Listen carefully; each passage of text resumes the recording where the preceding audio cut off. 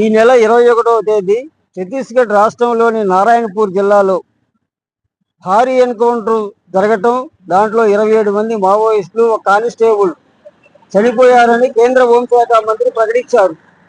అందులో కానిస్టేబుల్ని వెంటనే post mortem నిర్వహించి కుటుంబ సభ్యులకు ఇచ్చారు.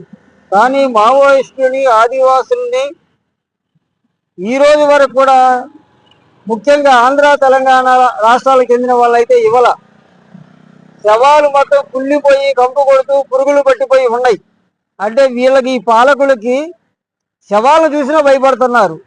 శవాలను ఇవ్వాల్సిన బాధ్యత, శవాలకు ఉండే హక్కులు కూడా ఉంటాయి. చాలా నాగరికత కలమని మోడీ, అమిత్ షా, చంద్రబాబు చెబుతూ ఉన్నారు.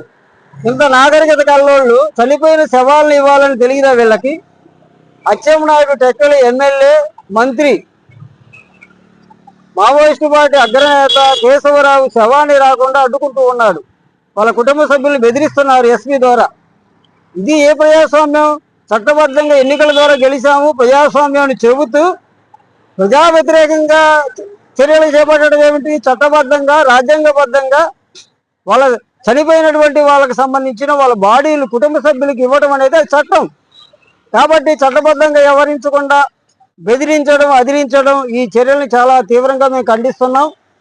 అచ్చెన్నాయుడు లాంటి వాళ్ళు 5 ఏళ్ళే అధికారం ఉండేది, తర్వాత ఏమి ఉండదు.